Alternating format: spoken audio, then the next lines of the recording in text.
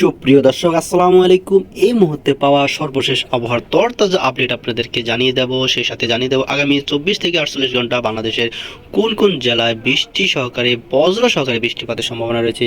এছাড়াও জানিয়ে দেব ভারতের কলকাতা, পশ্চিমবঙ্গ ও ত্রিপুরায় কোথায় কোথায় বৃষ্টি হওয়া এবং তাপমাত্রা কী ধরনের পরিবর্তন হবে। এই সমস্ত সব কিছু জানিয়ে দেবো এবং জানিয়ে দেবো আগামী এক সপ্তাহে বাংলাদেশে আবহাওয়া কী ধরনের পরিবর্তন হতে পারে। সুপ্রিয় দর্শক, আপনারা যারা আমাদের এই ভিডিওতে নতুন তারা অনুগ্রহ করে আমাদের চ্যানেলটি সাবস্ক্রাইব করে দেবেন, সেই সাথে বেল আইকনটি ক্লিক করে দিবেন যেন সবার আগেই আপডেটটি পেয়ে যেতে পারেন। তাহলে এই মুহূর্তে শুরু করতে যাচ্ছি বিস্তারিত আবহাওয়ার পূর্বাভাস। প্রথমে আমরা উপগ্রহ চিত্র থেকে দেখে নেব আজ রাতে বাংলাদেশের বৃষ্টি হওয়া কিংবা সম্ভাবনা কতটুকু আমরা দেখতে পাচ্ছি। এই মুহূর্তে বাংলাদেশের আকাশ কিন্তু মেঘশূন্য, অর্থাৎ রংপুর, রাজশাহী, ঢাকা, চিটাগং, এছাড়া ভারতের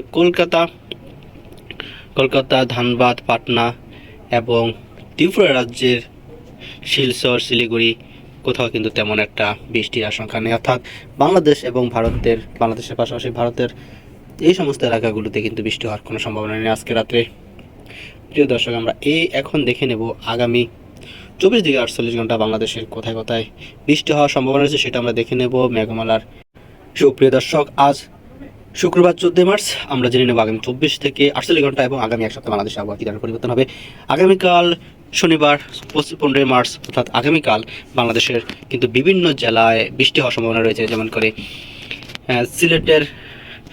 সিলেটের বিভিন্ন জায়গায় দেখতে পাচ্ছি, সিলেট থেকে কিশোরগঞ্জ এবং ঢাকা থেকে পাবনা এবং ময়মনসিংহের পাশাপাশি কিছু জেলায় কিন্তু আগামীকাল সকাল 6টার দিকে আকাশে কিন্তু মেঘমালা দেখা যাবে এবং সেখান থেকে কিন্তু বৃষ্টিপাত হওয়ার একটি সম্ভাবনা রয়েছে। সেই সাথে আমরা দেখতেছি ত্রিপুরা রাজ্যের বিভিন্ন জায়গায় যেমন শিলচর, জৈন্তপুর, চারখাই, এই সমস্ত জায়গায় কিন্তু আগামীকাল বৃষ্টির সাথে বজ্র সহকারে বৃষ্টিপাতের সম্ভাবনা রয়েছে।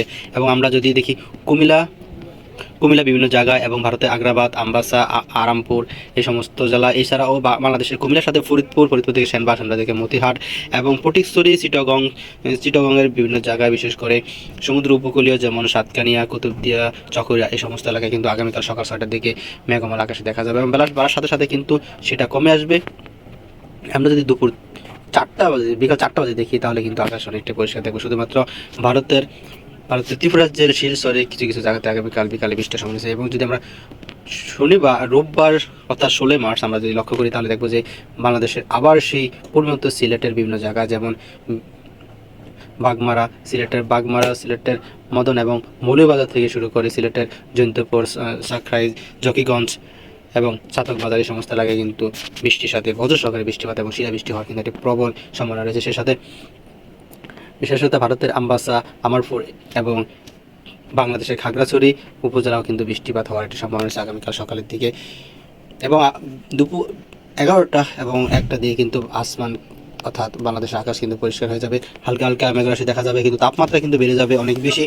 তাপমাত্রা কিন্তু আমরা দেখতে পাচ্ছি যে আগামীকাল দুপুর 1টা বাজে কিন্তু রাজশাহীতে 38, ঢাকাতে 39 এবং একই সাথে রংপুরে 34 ডিগ্রি।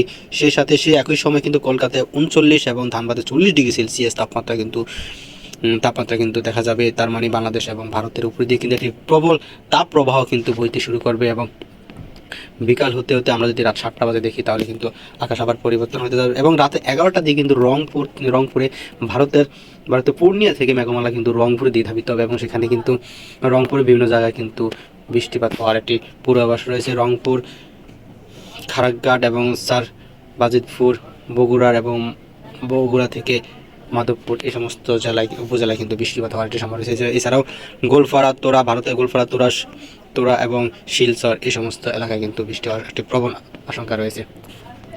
আমরা যদি রাত 3টা বাজে দেখি তাহলে কিন্তু রংপুরের বিভিন্ন জায়গায় কিন্তু কালবৈশাখীর আঘাত আনার একটা সম্ভাবনা রয়েছে।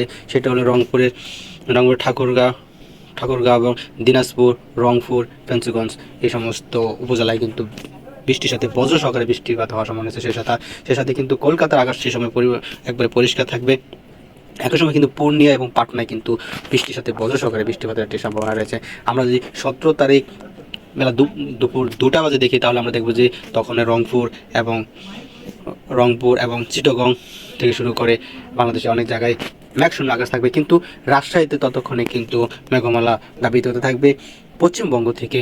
এবং একই সাথে কিন্তু ময়মনসিংহের বিভিন্ন জায়গায় কিন্তু আকাশে তখন মেঘরাশি দেখা যাবে, বিশেষ করে কিশোরগঞ্জ, কাপাসিয়া, মাদান এবং লাখাই এই সমস্ত এলাকায় কিন্তু বৃষ্টিপাত হওয়ার একটি জোর সম্ভাবনা দেখা দিয়েছে।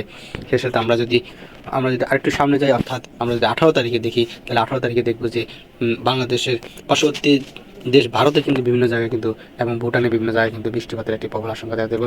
এরপরে কিন্তু আবহাওয়া অনেক বেশি পরিবর্তন হবে, অর্থাৎ মঙ্গলবারে কিন্তু দুপুর 2টা বাজে আমরা দেখতে পাচ্ছি চট্টগ্রাম বিভাগের বিভিন্ন জায়গায় কিন্তু, যেমন খাগড়াছড়ি, ফটিকছড়ি এই সমস্ত জায়গায় কিন্তু বৃষ্টি। এখন সাথে আগামী 19 তারিখ অর্থাৎ বুধবারে কিন্তু সকাল 6টা বাজে আমরা দেখতেছি বাংলাদেশের বিভিন্ন জেলায় কিন্তু বৃষ্টিপাতের একটা সম্ভাবনা রয়েছে। সে সাথে ঢাকা, কুমিল্লা, খুলনা এবং চট্টগ্রামের কিন্তু খাগড়াছড়ি, ফটিকছড়ি উপজেলা এই সমস্ত জেলায় কিন্তু বৃষ্টির সাথে বজ্র সহকারে বৃষ্টিপাতের এবং কালবৈশাখী হওয়ার কিন্তু একটি জোর সম্ভাবনা রয়েছে।